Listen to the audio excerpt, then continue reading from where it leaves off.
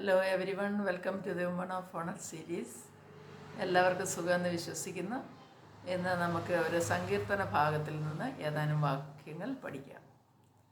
എല്ലാവരും ദൈവസന്നിധിയിൽ പ്രാർത്ഥനയോടെ ആയിരിക്കുവാനായിട്ട് അപേക്ഷിക്കുന്നു.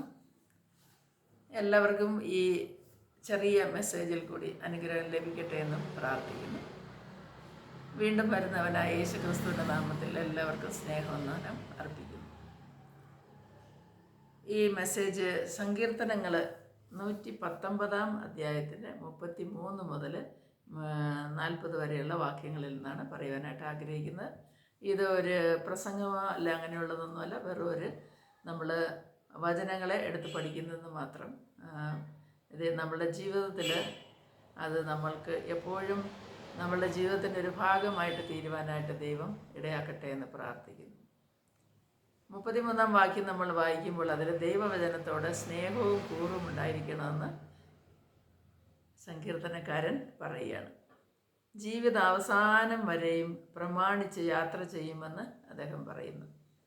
അവസാനത്തോളം പാലിക്കുവാൻ കടപ്പെട്ടവരാണ് ഒരു വിശ്വാസി. കൂടുതൽ ദൈവവചനം പഠിക്കുക എന്ന് എത്രത്തോളം പുതു തലമുറയ്ക്ക് അത് ഉൾക്കൊള്ളുവാൻ കഴിയുന്നുവെന്ന് അല്ലെങ്കിൽ പഠിക്കുന്നുവെന്ന് നമ്മൾക്ക് പറയുവാൻ സാധിക്കത്തില്ല. അത് നമ്മൾ ആലോചിക്കേണ്ട കാര്യമാണ്. ഇന്നിപ്പോൾ നമുക്ക് അറിയാം, നമ്മുടെ എല്ലാവരുടെ കയ്യിലും മൊബൈലുണ്ട്. അതിനകത്ത് നമുക്ക് ബൈബിൾ ഡൗൺലോഡ് ചെയ്യാൻ പറ്റും. അത് ഓഡിയോ ബൈബിളുണ്ട്. വായിക്കുന്നതാണ് കുറേ കൂടെ നല്ലത്. ഓഡിയോ ആയിട്ട് കേൾക്കുന്നതും കുഴപ്പമില്ല. പക്ഷേ എന്നാലും നമ്മൾ ദൈവവചനം കൂടുതലായിട്ട് നമ്മൾ വായിച്ചെങ്കിൽ മാത്രമേ നമുക്ക് ദൈവത്തോട് സ്നേഹവും കൂറും ഒക്കെ ഉണ്ടായിരിക്കുകയുള്ളൂ എന്നുള്ളതാണ്. അത് നമ്മുടെ ജീവിത അവസാനം വരെയും ചെയ്യേണ്ട ഒരു കാര്യമാണ്. അത് പ്രമാണിച്ച് യാത്ര ചെയ്യുന്ന ഒരു മനുഷ്യന് ഒരിക്കലും ഏത് ബുദ്ധിമുട്ടോ അല്ലെങ്കിൽ പ്രയാസമോ വന്നാലും അതിൻ്റെ മധ്യത്തിൽ വീണു പോകാതെ അങ്ങനെ അതിൽ നിലനിൽക്കുവാനായിട്ട് സാധിക്കുന്നതാണ്. ഞാനിപ്പോൾ ജീവിത അവസാനത്തോളം പാലിക്കുവാൻ കടപ്പെട്ടവരാണ് നമ്മൾ എന്നുള്ളത് പറയുമ്പോൾ, എൻ്റെ പിതാവ് 95 വയസ്സ് കഴിഞ്ഞപ്പോൾ 96 വയസ്സിലാണ്. എന്നാലും ദിവസവും അദ്ദേഹം ആ ദൈവവചനം വായിക്കുന്നത് ഇന്ന് വരെയും മുടക്കിയിട്ടില്ല. എല്ലാ ദിവസവും രാവിലെയും വൈകുന്നേരം 2 നേരവും ദൈവവചനം വായിക്കും. അതുപോലെ തന്നെ ആ ബൈബിള് ഒരിക്കൽ പോലും വായിക്കാതെ കിടന്നുറങ്ങുന്ന സ്വഭാവമില്ല. അപ്പോൾ അത് പഴയ തലമുറ. നമ്മുടെ തലമുറയിൽ നമ്മൾ എത്രമാത്രം ഇത് ചെയ്യുന്നുണ്ടെന്നുള്ള നമ്മൾ ഓരോ വിശ്വാസിയും നമ്മളെ തന്നെയാണ് വിലയിരുത്തേണ്ടത്. എങ്കിൽ നമ്മളതൊരു മോഡലായിട്ട് കാണിച്ചെങ്കിൽ മാത്രമേ നമ്മൾ പുതിയ തലമുറയോട് പറയുവാനായിട്ട് സാധിക്കത്തുള്ളൂ. അല്ലെങ്കിൽ നമ്മളെ വായിക്കാതിരുന്നിട്ട് മക്കളോട് വായിക്കാൻ പറഞ്ഞാൽ അവർ വായിക്കുമെന്ന് തോന്നുന്നുണ്ടോ? എന്തായാലും ദൈവത്തിന് അനുസരിച്ച് ദൈവവചനത്തോട് നമ്മൾ സ്നേഹവും കൂറുമായിട്ടുള്ളവരായി നമ്മുടെ ജീവിതത്തെ രൂപാന്തരപ്പെടുത്തേണ്ടതാണ്. അതുപോലെ തന്നെ 34 വാക്യത്തിൽ പറയുന്നത് പൂർണ്ണ ഹൃദയത്തോടെ പഠിക്കുവാനുള്ള ബുദ്ധി ലഭിക്കണമെന്ന് സങ്കീർത്തനക്കാരൻ ആഗ്രഹിക്കുകയാണ്. പഠിക്കുവാനുള്ള ബുദ്ധി, അതായത് നമുക്കറിയാം, കിങ് സോളമൻ്റെ അടുത്ത് ദൈവം ഡയറക്റ്റായിട്ട് പ്രത്യക്ഷപ്പെട്ടു. അപ്പോൾ എന്താണ് നിനക്ക് വേണ്ടിയതെന്ന് ചോദിച്ചപ്പോൾ അദ്ദേഹം ചോദിച്ചത് വിസ്ഡമാണെന്ന് നമുക്കറിയാം. ഈ ലോകപ്രകാരമുള്ള ജ്ഞാനം ഏറ്റവും കൂടുതലുള്ള ഒരു കാലമാണ് ഇന്ന്. എല്ലാത്തിനും എക്സ്പോഷറുണ്ട്. നമുക്ക് എന്ത് കാര്യത്തിനും പെട്ടെന്ന് നമ്മുടെ വിരൽത്തുമ്പിൽ എല്ലാ ഇൻഫർമേഷനും ലഭിക്കുന്നതായ ഒരു കാലത്ത് നമ്മൾ ജീവിക്കുമ്പോൾ മനുഷ്യൻ്റെ ബുദ്ധിയെയും ഒക്കെയും വളരെ നിർജീവമല്ല, പക്ഷേ അതിന് പണി കൊടുക്കാതെ AI പോലുള്ള സംഭവങ്ങൾ നമ്മളുടെ പണി ഏറ്റെടുത്ത് നമ്മളെ നിർവീര്യരാക്കുന്നു എന്ന് പറയാം. എങ്കിൽ നമ്മൾ അതിന് കീഴ്പ്പെട്ട് നമ്മൾ അടിമയായി പോയി കഴിഞ്ഞാൽ കുറച്ച് നാൾ കഴിയുമ്പോൾ നമുക്ക് ജ്ഞാനവും വിശദമൊക്കെ നമ്മൾ അവരെ തേടി പോകേണ്ടി വരുമെന്ന് എനിക്ക് തോന്നുന്നത്. ഇപ്പോൾ എന്തായാലും കിങ് സോളമൻ ദൈവത്തോട് ചോദിച്ചത് വിശദമാണ്. അപ്പോൾ നമ്മൾ പൂർണ്ണ ഹൃദയത്തോടെ നമ്മൾ പഠിക്കുവാൻ, ദൈവവചനം പഠിക്കുവാനും ദൈവത്തിൻ്റെ കാര്യങ്ങൾ പഠിക്കുവാനുമുള്ള ജ്ഞാനം ബുദ്ധിയും ലഭിക്കേണ്ടതിനായിട്ട് ആഗ്രഹിച്ച് ദൈവത്തോട് പ്രാർത്ഥിക്കണം. യാക്കോബിൻ്റെ ലേഖനത്തിൽ പറയുന്നുണ്ടല്ലോ, നിങ്ങളിൽ ഒരുവന് ജ്ഞാനം കുറവാണെന്ന് തോന്നുന്നുവെങ്കിൽ ധാരാളമായി തരുന്ന ദൈവത്തിൻ്റെ മുമ്പിൽ നമ്മൾ പ്രാർത്ഥിക്കാനായിട്ട് പറയുന്നത്. നമ്മൾ വിശുദ്ധം ചോദിച്ചത്, ജ്ഞാനത്തെ ചോദിച്ചു കഴിഞ്ഞാൽ ദൈവം നമുക്ക് തരുമെന്നുള്ളതാണ്. അപ്പോൾ അങ്ങനെ നമ്മൾ ജ്ഞാനം പ്രാപിച്ചവരായി പൂർണ്ണ ഹൃദയത്തോടെ ബുദ്ധിയോടുകൂടി ദൈവകാര്യങ്ങൾ പഠിക്കുവാനും മറ്റുള്ളവരുമായി ഷെയർ ചെയ്യുവാനൊക്കെ നമ്മളുടെ സമയങ്ങളെ നമ്മൾ പ്രയോജനപ്പെടുത്തണം. അത് ഏത് പ്രായത്തിലും നമുക്കത് ചെയ്യാൻ പറ്റും. കാരണം എന്ന് പറഞ്ഞാൽ നമ്മുടെ തിരക്ക് ഈ ലോകം എന്ന് പറഞ്ഞ് ജീവിച്ചു കഴിഞ്ഞാൽ നമുക്ക് മറ്റൊന്നിനും സമയം ഉണ്ടാവില്ല. നമുക്ക് കിട്ടുന്ന അവസരങ്ങളിൽ നമ്മളതൊക്കെ പ്രയോജനപ്പെടുത്താനായിട്ട് ശ്രമിക്കേണ്ടതാണ്. 35-ാം വാക്യം നോക്കുമ്പോൾ, നിൻ്റെ കൽപ്പനകളുടെ പാതയിൽ എന്നെ നടത്തണമേ, ആ വഴിയിൽ നടത്തണമേ എന്ന് അപേക്ഷിക്കുകയാണ്. അപ്പോൾ ദൈവത്തിൻ്റെ കൽപ്പനകളുടെ പാതയിൽ നടക്കുവാനായിട്ട് നമ്മൾക്ക് ആഗ്രഹം വേണമെന്നുള്ളതാണ്. എങ്കിലേ നമുക്കത് സാധിക്കുകയുള്ളൂ. അത് നമ്മളെ തന്നെ നമ്മൾ പരിശോധിക്കേണ്ടതാണ്. ദൈവത്തിൻ്റെ വഴിയിലാണോ നമ്മൾ നടക്കുന്നത്? അവൻ്റെ കൽപ്പനകളുടെ വഴിയെ നമ്മൾ പാലിക്കാറുണ്ടോ? നമ്മളുടെ ജീവിതത്തിൽ അത് എത്രമാത്രം പ്രാവർത്തികമാണെന്നൊക്കെയും നമ്മൾ ചിന്തിച്ച്, അങ്ങനെ അല്ലെങ്കിൽ അതിനെയൊക്കെ ക്രമപ്പെടുത്തി നമ്മുടെ ജീവിതത്തെ നമ്മൾ ഒരിക്കൽ കൂടെ ഒരു പുതിയ അനുഭവത്തിലേക്ക് കൊണ്ടുവരണം. 36-ാം വാക്യം നോക്കുമ്പോൾ, നിൻ്റെ സാക്ഷ്യങ്ങളിലേക്ക് തന്നെ എൻ്റെ ഹൃദയം ചായുമാറാകണമേ, ദ്രവ്യാഗ്രഹത്തിലേക്ക് ചായരുത്. അപ്പോൾ ദൈവത്തിൻ്റെ സാക്ഷ്യങ്ങളിലേക്ക് നമ്മുടെ ഹൃദയം ചാഞ്ഞു കഴിയുമ്പോൾ നമ്മൾ ദൈവത്തിന് കൂടുതൽ മഹത്വം കൊടുക്കാനും കൂടുതൽ പ്രാധാന്യം കൊടുക്കാനും അവൻ്റെ പ്രവൃത്തികളെ ഓർത്ത് വർണ്ണിക്കുവാനും അവൻ്റെ സാക്ഷിയായി നിൽപ്പാനൊക്കെ നമ്മൾ ആഗ്രഹിക്കുന്നുള്ളതാണ്. ഉൽപ്പത്തി പുസ്തകം 3-ാം അധ്യായം 6-ാം വാക്യത്തിൽ നമ്മൾ പാപം ലോകത്തിൽ ആദ്യം പ്രവേശിച്ചത് കണ്ണുകളിൽ കൂടിയാണെന്ന് കാണുന്നു. അതായത് നമ്മൾ വെളിയിൽ കാണുന്ന നമ്മുടെ കണ്ണ് ഏറ്റവും വലിയ അനുഗ്രഹമാണ് നമ്മുടെ കണ്ണ്. എന്നാൽ അതിൽ കൂടിയാണ് ആദ്യമായിട്ട് പാപം പ്രവേശിക്കുന്നത്. വൃക്ഷഫലം തിന്നുവാനുള്ളത് കാരണം എന്ന് പറഞ്ഞാൽ ആ കണ്ണിൽ നോക്കിയപ്പോൾ അത് കാണാൻ ഭംഗിയുള്ളതെന്നും തിന്മാൻ നല്ലതെന്നൊക്കെയും നമ്മൾ വായിക്കുന്നുണ്ട് വാക്യം. അപ്പോൾ നമ്മൾ ചെയ്യേണ്ടത്, എൻ്റെ കണ്ണുകളെ തിരിച്ച് നിൻ്റെ വഴികളിൽ എന്നെ ജീവിപ്പിക്കണമേ, വ്യാജത്തെ നോക്കാതെ എൻ്റെ കണ്ണുകളെ തിരിക്കണമേ എന്ന് നമ്മൾ പ്രാർത്ഥിക്കുവാനായിട്ട് പഠിക്കണം.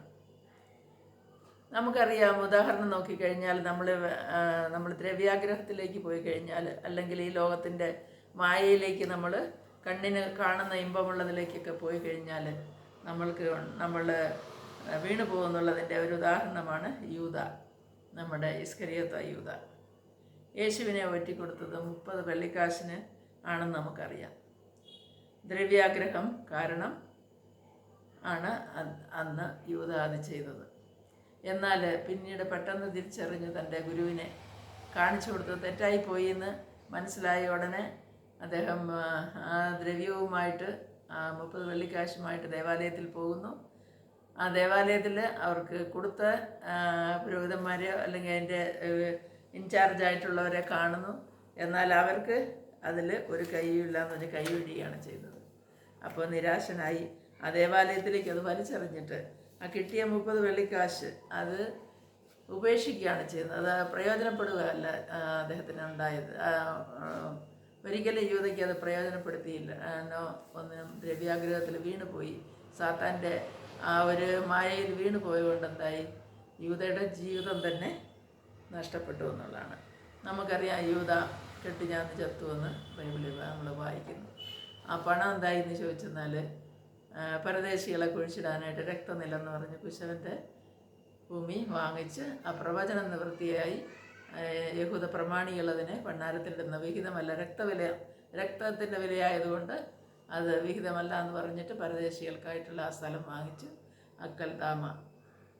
ആ കാര്യങ്ങളൊക്കെ നമുക്ക് എന്ന് പറഞ്ഞാൽ ഏത് നിസ്സാര കാര്യവും നമ്മൾ വിലയിരുത്തി അത് ശരിയാണോ, അതായത് നമ്മുടെ ഹൃദയത്തിനുള്ളിൽ ഒരിക്കലും നമ്മൾ ദ്രവ്യാഗ്രഹത്തിലേക്ക് ചായാതെ നമ്മൾ ദൈവം തരുന്നത് അതിനെ നമ്മൾ വിലയിരുത്തി, അല്ലെങ്കിൽ നമ്മൾ കാണുന്നതിനെ വിലയിരുത്തി ശരിയെന്നും തെറ്റെന്നും തിരിച്ചറിഞ്ഞ് നമ്മളുടെ ജീവിതത്തെ മുൻപോട്ട് കൊണ്ടുപോകണം എന്നുള്ളതാണ്. അതുപോലെ 37-ാം വാക്യം നോക്കുമ്പോൾ, നിന്നോടുള്ള ഭക്തിയെ വർദ്ധിപ്പിക്കുന്നതായ നിൻ്റെ വചനത്തെ അടിയന് നിവർത്തിപ്പിക്കണമേ എന്ന് പറയുന്നു.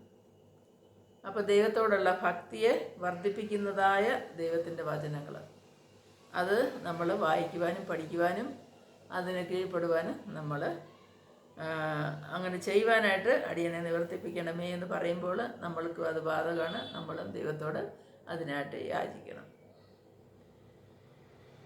38-ാം വാക്യത്തിൽ നാം ദൈവവചനത്തിൽ ഉറപ്പുള്ളവരായിരിക്കണമെന്ന് പഠിപ്പിക്കുന്നു.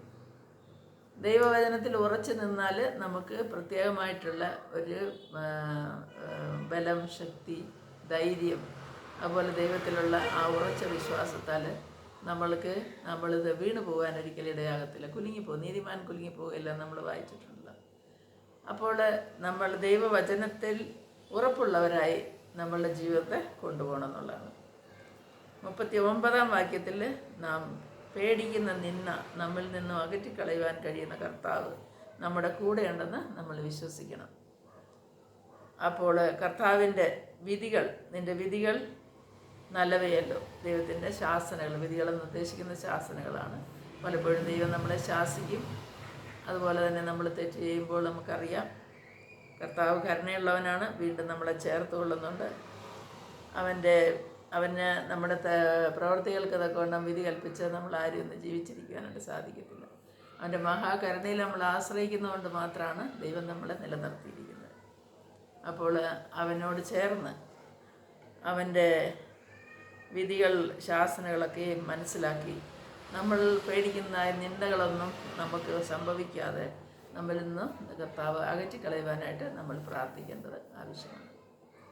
അവസാനമായി 40-ാം വാക്യത്തിൽ നമ്മളിങ്ങനെ വായിക്കുന്നു, ഞാൻ നിൻ്റെ പ്രമാണങ്ങളെ വാഞ്ചിക്കുന്നു, ജീവൻ്റെ പുതുക്കത്തിൽ നടക്കുവാൻ കടപ്പെട്ട് ഇരിക്കുന്നു.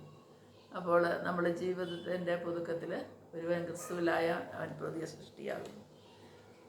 നമ്മൾ പുതുക്കപ്പെട്ടുകൊണ്ടേയിരിക്കണം. നമ്മൾ ഒരിക്കൽ രക്ഷിക്കപ്പെട്ടു, നമ്മുടെ ജീവിതത്തിൽ പരിശുദ്ധാത്മാ നിയന്ത്രണത്തിൽ നമ്മുടെ ജീവിതത്തെ മുമ്പോട്ട് കൊണ്ടുപോയിക്കൊണ്ടിരിക്കുമ്പോൾ നമ്മൾ പുതുക്കം പ്രാപിച്ച് കർത്താവിൻ്റെ വചനത്തിലും അവൻ്റെ സാക്ഷ്യത്തിലും അവൻ്റെ പ്രമാണങ്ങളിലും നമ്മൾ അടിയുറച്ച് വിശ്വസിച്ചുകൊണ്ട് നമ്മൾ ഒരു പുതുക്കപ്പെട്ടവരായി ജീവിക്കണം എന്നുള്ളതാണ്. അതായത് ദൈവവചനത്തിലുമുള്ള വാഞ്ചയും നമുക്ക് ഉണ്ടായിരിക്കണം എന്നുള്ളതാണ്.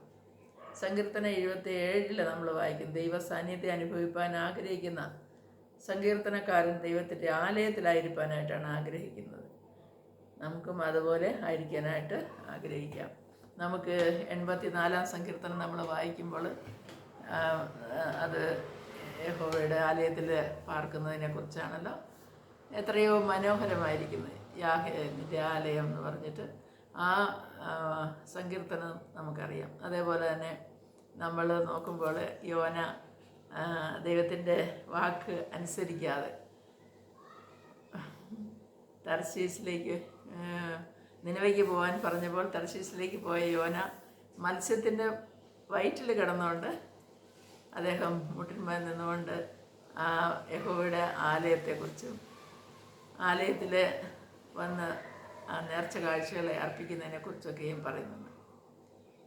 നമുക്ക് കിട്ടുന്ന അവസരങ്ങൾ അത് നമ്മൾ ഏത് സാഹചര്യത്തിലായാലും നമ്മുടെ കർത്താവിന് വേണ്ടിയിട്ട് ചിലവഴിക്കുക, നമ്മുടെ കർത്താവിനെ സ്തുതിപ്പാനും അതുപോലെ തന്നെ ആ സങ്കീർത്തനക്കാരൻ പറയുന്ന പോലെ ദൈവസാന്നിധ്യം അനുഭവിപ്പാനും നമ്മൾ ആഗ്രഹമുള്ളവരായിരിക്കണം.